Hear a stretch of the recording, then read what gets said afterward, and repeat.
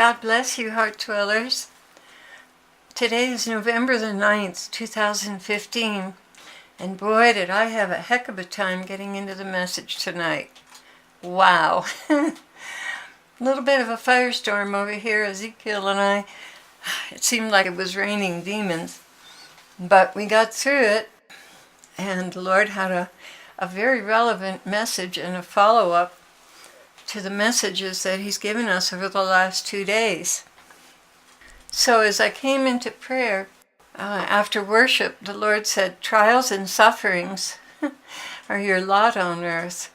But after these tests, the sweet, sweet fruit comes forth. Don't allow these things to dismay you, my love. They are all part of life. It comes with ups and downs, and the downs are the best part of all. That is, from my perspective, because I know what follows on the heels of them. Blessing after blessing after blessing.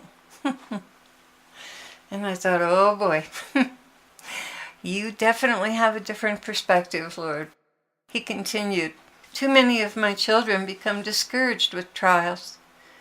Rather, I would have you see them as an opportunity to grow in grace and wisdom. Just as a child has very little understanding until he is fully matured as an adult, it is the trials he endured that made him a man. If only you could recognize that. Okay, here comes a trial. There's going to be fruit from this. Then buckle down and work your way through, around and over the obstacles with my help, and soon you'll be on the other side, weighing in the fruit. And at that moment I was reminded of the first chapter of James.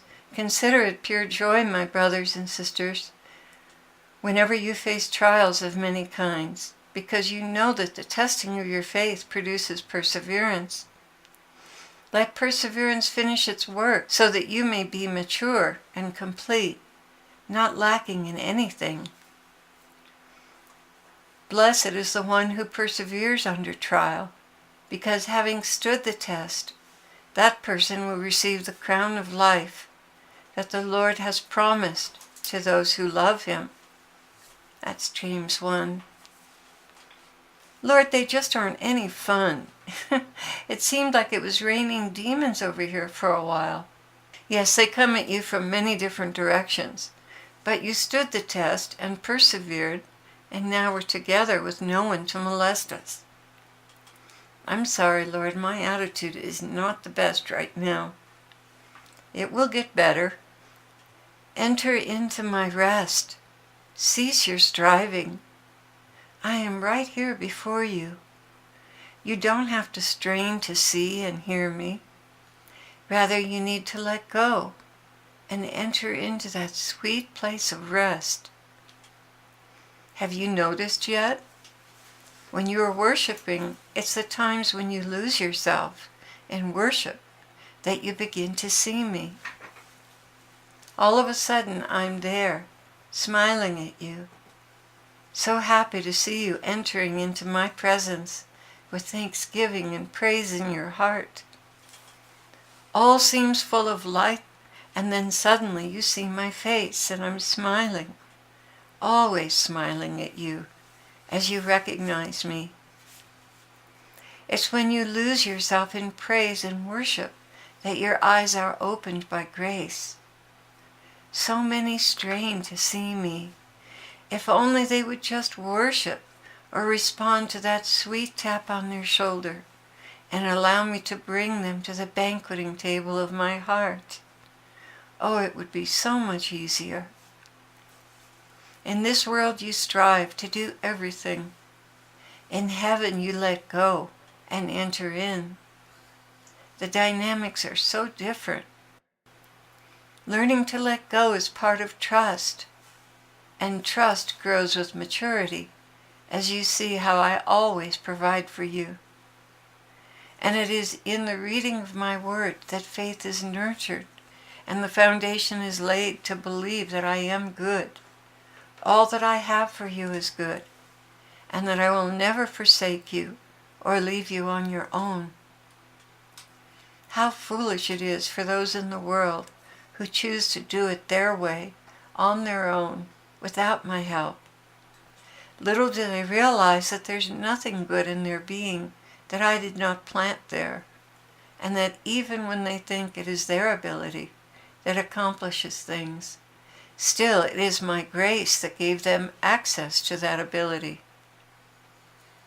Many are the little ones who do not have access to the greatness of their souls yet. I have kept them little that they might grow in virtue, which is the framework and structure for all the other gifts. Without virtue, the gifts are easily lost. Without humility, the very roof and foundation, the elements, trials, and difficulties of this world steal away the good that was there. Lord, I remember I knew I had a gift to give, but you kept all the doors closed to me until you were ready. I wondered all those years, am I to perish with these gifts and all you've done for me? If it be your wish, Lord, let it be so. Still, there was a light inside that gave off hope that someday I'd be able to help others because of my failures. And I was right. You did encourage me and tell me that it would be someday, but it seemed like forever. He continued, yes, if only souls would trust me to bring them out of their obscurity at the right time, so much would stand rather than rise up only to crumble, because there was a crack in the foundation, a leak in the roof, braces missing from the beams. These things take time. And as all of you are looking towards the dreams I've planted in your hearts, I want you to grasp this. These things take time. Do not be in a hurry. You will only spoil the work.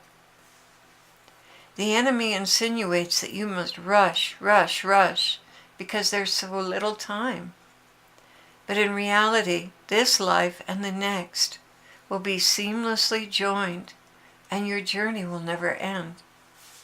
Just because you are translated into heaven does not mean your talent or your work will lie stagnant. No, quite the opposite.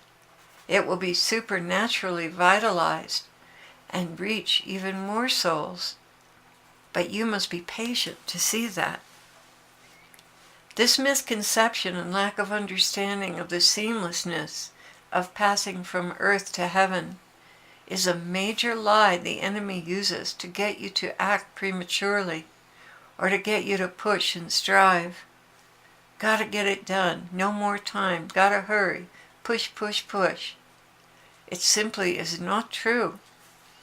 Once you begin the commitment to serve me, once you give yourself to me, what I begin, I finish, and it is not constrained by time. No, rather it's enhanced by time. So put away your striving and worrying, and just follow me, day by day, step by step, never considering the future beyond what I give you to do. And you'll be safe from this deadly dynamic of giving birth to a premature baby that cannot possibly survive in this hostile climate. Cleave to your littleness and the slow rate with which things are done. Revel in the little things that progress securely, without shortcuts and rushing. It is good to keep in mind the children's story of the tortoise and the hare.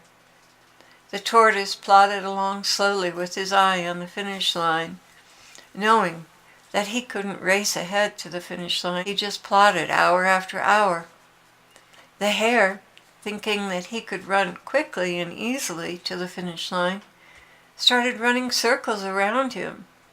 But then he lost track of the finish line, and the plodding tortoise won the race. Lord, I've always been a March hare, running and pushing, but then you taught me to be slow and plodding, and I would reach my destination sooner. How true these words of wisdom have been. As music has been written and arranged and recorded, it's all come true because of the slowness with which it was done. Even with my voice, it was a plodding miracle. He continued, and the beauty of what I accomplish in a soul who chooses the tortoise is humility. Things come with effort and substantial perseverance, and this keeps you dependent upon me without looking to yourself as the source. Oh, my dear ones, how positively important it is for you not to assign greatness to yourselves.